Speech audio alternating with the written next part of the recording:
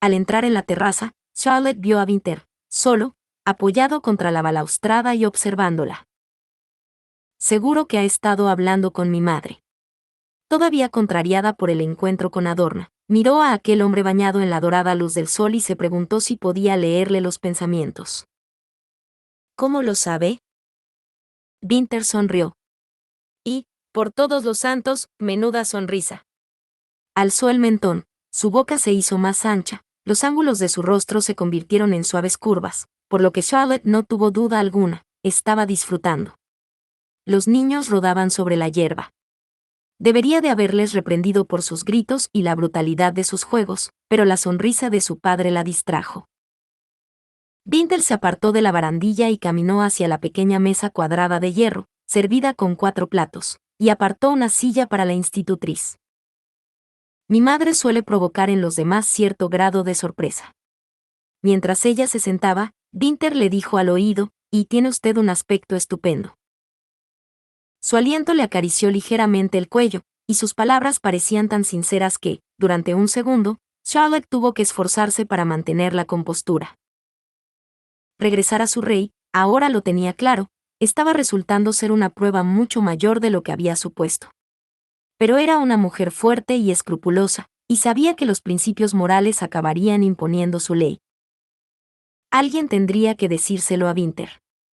Seguía a su espalda, inclinado hacia adelante con las manos a ambos lados del respaldo de su silla, casi rozando sus hombros, rodeándola con su aroma. Charlotte podía ver su perfil.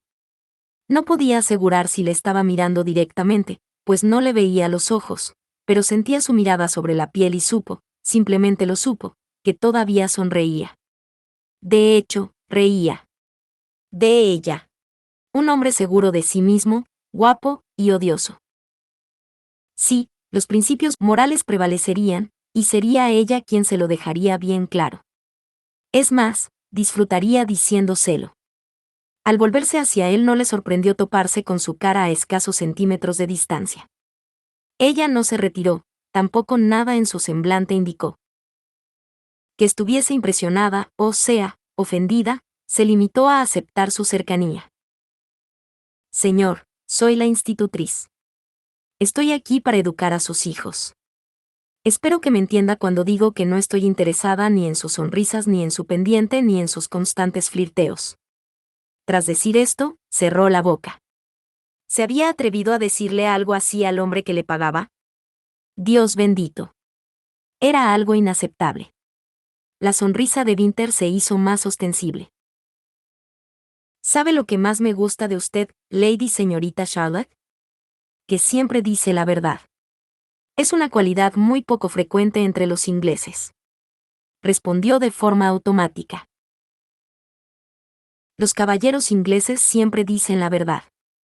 Él no pudo evitar soltar una carcajada, un contagioso estallido que penetró en lo más profundo de su ser haciendo que le brillasen los ojos.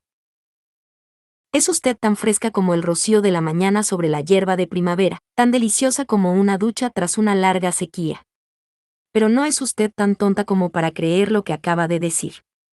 Ella le miró, atrapada por su leve acento. No. No lo soy. Él colocó las manos justo por debajo de sus omóplatos.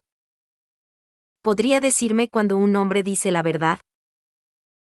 Me enorgullezco de tener la habilidad de descubrir si un hombre, o una mujer o un niño, me está mintiendo. Quería, lo necesitaba, respirar hondo. Pero él estaba tocando, le estaba mirando directamente a los ojos, y no quería que pensase que era de las que cedía ante una necesidad física. Ante cualquier necesidad física. Muy despacio, con mucha cautela, acabó calmándose. Las posibilidades, cuando se conocen bien ciertas reacciones involuntarias de los mentirosos, evidencian las falsedades. Las últimas 3 palabras surgieron al borbotón. Él la observó con detenimiento. O sea que sabe cuando un hombre dice la verdad, concluyó. Se permitió suspirar, esperando que él pensase que se trataba de una muestra de su exasperación. Sí, lo sé. Entonces sabrá que no miento cuando digo que es usted maravillosa.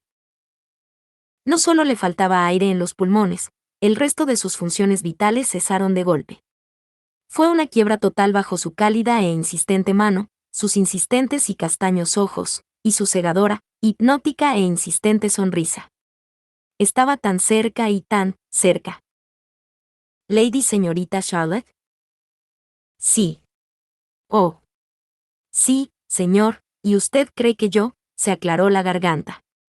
O sea, si cree que yo, Maravillosa, repitió como si tal cosa. Sí. Maravillosa. Se inclinó hacia adelante, dispuesta a escapar del roce de sus manos. En vano. Sus manos le siguieron, como una entidad cálida contra su rígida espalda. Tanteó sobre el mantel. Sus dedos se toparon con una de las servilletas de lino, algo para tener entretenidas sus manos. Con mucho cuidado, la cogió de la bandeja de plata y le extendió sobre su regazo. Bien, si eso es lo que creí, jamás me atrevería a decir que usted pudiese decir algo que no fuese cierto. Ah. Lentamente, deslizó las manos hacia sus hombros. Los aferró con una amable presión que, sin duda, tenía un toque más amistoso que de capricho, y de nuevo Charlotte experimentó aquella mortal y traicionera falta de aliento. Es usted de lo más comedida. Desde el césped, Leila gritó. Papá. Papá, es hora de cenar. Aquel bárbaro, elegante y amenazador, se puso en pie y miró por encima de la balaustrada. Ya es la hora. Y alzando un poco más la voz, añadió, venid antes de que mi estómago crea que van a cortarme la garganta. Charlotte fijó la mirada, sin ver realmente, en el mantel, los 4 servicios, las copas y el salero de plata. De algún modo, Winter se había interpuesto entre su mirada y el resto de las cosas, como si hubiese estado mirando directamente al sol demasiado tiempo sin protegerse.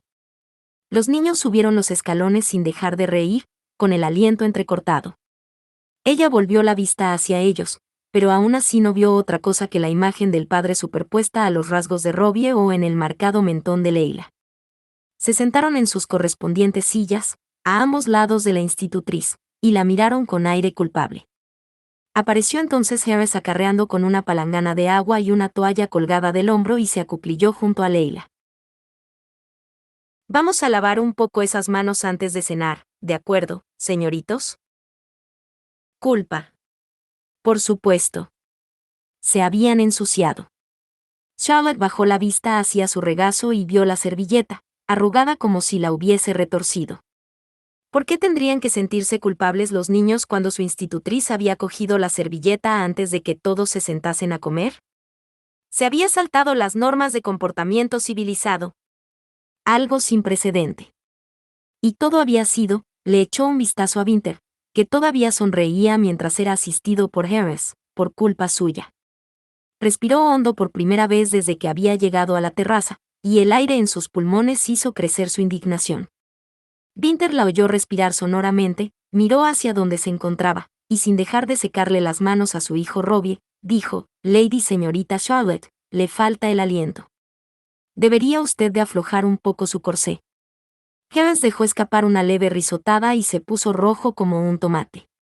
Charlotte miró directamente a aquel hombre con la más fría de sus miradas. Harris recogió la palangana, hizo una reverencia, después otra y se fue de la terraza a toda prisa. Las buenas costumbres tardarían en arraigar. Winter se sentó frente a ella. Lady señorita Charlotte, ¿por qué lleva corsé? Preguntó Robbie. Charlotte se debatió entre su deseo de contestar cualquier pregunta de los niños y los buenos modales. El corsé es una prenda interior muy adecuada para las mujeres, pero no es el tema adecuado para una conversación de sobremesa. ¿Por qué no? Preguntó Leila. Winter apoyó los codos sobre la mesa, colocó el mentón entre las manos y la miró. Sí, Lady señorita Charlotte, ¿por qué no? Charlotte pudo ver cómo los sirvientes permanecían inmóviles tras la puerta, esperando para servir la comida, pero no les hizo señal alguna para que se acercasen. Todavía no. La ropa interior, tanto masculina como femenina, no es un tema adecuado para discutir con alguien del sexo opuesto en ninguna ocasión, y se adelantó a la previsible pregunta de Leila, con miembros del mismo sexo solo en momentos de extrema privacidad. Leila le hizo una mueca a Robbie. Ja, ja. Va a hablarme de corsés a mí y a ti no. No es justo. Ya está bien. Los niños callaron el tiempo justo para que ella hiciese sonar la campanilla que tenía junto al codo. No te preocupes, hijo, dijo Winter. Tu padre tendrá el privilegio de hablarte de ese instrumento de tortura femenino. Charlotte sintió deseos de replicar, pero mantuvo la lengua en su sitio al ver que se aproximaba un sirviente soterrado bajo el peso de una sopera grande. Qué difícil se le hizo mantener la calma mientras la criada traía una bandeja de bollos tostados y otra con raciones individuales de mantequilla. Las dejó sobre la mesa, hizo un par de reverencias y se alejó a toda prisa, deseosa de regresar a la cocina, donde Harris, Charlotte estaba segura de ello, le estaría contando a todo el mundo la historia de su corsé. Al levantar la tapa de la sopera una varada de vapor se extendió entre los comensales y Winter inhaló de forma audible. Sopa de rabo de buey. Adoro la sopa de rabo de buey. Los niños le imitaron, inhalando sonoramente y dándole la razón a su padre. Charlotte no quiso reprenderles. Pensó que decirle a su empleador que era un mal ejemplo para los niños no era lo más adecuado precisamente después de reprenderlo por haber mencionado su ropa interior. Sirvió la sopa en los cuencos, un caldo claro con fideos y un toque de jerez. Señor, ¿por qué no se sirve los bollos y se los pasa a los niños? Solo pensaba servirles uno. Con los dedos, cogió un bollo para cada uno de los niños y se lo dejó en el plato del pan. Pero eso no fue todo. También pretendía servirle a Charlotte con los dedos, pero ella alzó una mano para negarse. Gracias, señor, pero si me pasa el plato yo misma me serviré. Oh, oh. Papi, has hecho que Lady Señorita Charlotte se enfade, dijo Leila. ¿Qué va? Lady Señorita Charlotte es demasiado educada para molestarse por esas cosas. Leila empezó a golpear la pata de la mesa con el pie hasta que Charlotte le colocó la mano sobre la pierna y sacudió la cabeza ligeramente. Alargó la mano para hacerse con la cuchara. Les había enseñado a los niños a que se fijasen en ella, así que también cogieron sus respectivas cucharas. La alzó y la introdujo en el caldo. Los niños la imitaron. Su padre dijo: Me gusta partir los bollos y meterlos en la sopa para que se empapen. Los niños dejaron de mirar a su institutriz y miraron a su padre con los ojos muy abiertos mientras éste pasaba de las palabras a la acción. ¿Podemos nosotros hacer eso?, preguntó Robbie. Por supuesto, respondió Winter. No tenemos por qué ser formales si estamos en familia. ¿La estaba provocando a propósito? ¿O simplemente estaba expresando lo que pensaba? A Charlotte no le importaron sus motivos. Lo único que tenía claro era que había estado flirteando con ella, que la había incomodado, y que ahora le estaba poniendo trabas al hercúleo trabajo educativo que estaba llevando a cabo con sus hijos. No sabía qué era lo que más le molestaba, pero tenía que poner fin a aquella situación. Con el más estilizado de sus acentos de clase alta, dijo: Me veo en la obligación, señor, de mostrarme en desacuerdo. Las maneras familiares también tienen su razón de ser, pero solo cuando la gente que las emplea está en disposición de ejercer las buenas costumbres cuando es necesario. Robbie y Leila todavía no están capacitados para ello, así que hasta que no tengan duda alguna respecto al uso del tenedor, siempre nos comportaremos de manera formal. Winter se reclinó y pasó un brazo por detrás del respaldo de su silla. Pone usted demasiado énfasis en las buenas maneras, Lady Señorita Charlotte. Ver cómo se repantigaba aumentó su crispación. El énfasis que pongo en ello no es mayor ni menor que el que le dedica cualquier otro miembro de la aristocracia inglesa. Como si de dos espectadores de un partido de tenis se tratase, los niños volvían la cabeza de un lado a otro. La aristocracia se toma demasiado en serio a sí misma. Pues es el mundo al que pertenecen Robbie y Leila. Charlotte se inclinó hacia adelante y golpeó suavemente sobre la mesa con un dedo. Es un mundo que no conoce el perdón, señor, un mundo que, de hecho, ya va a mirar mal a los niños debido a su poco ortodoxo pasado. Sus iguales se fijarán y se burlarán de cualquier comportamiento inapropiado, y lo sé por experiencia, señor. sus iguales pueden ser muy crueles. Ahora fue Winter el que se inclinó hacia adelante con los ojos relucientes. No permitiré que nadie se burle de ellos. ¿Y cómo lo conseguirá? ¿Pegando a otros niños de la edad de sus hijos? ¿Irrumpiendo en el tocador de alguna muchacha y prohibiéndole reírse? Papá, no me gustan los ingleses. ¿Podemos volver a casa? La temblorosa voz de Leila hizo que Charlotte recuperase la compostura. No importaba lo furiosa que estuviese, no tenía derecho a traspasarle sus miedos a aquellos inocentes niños. A pesar de su propia experiencia.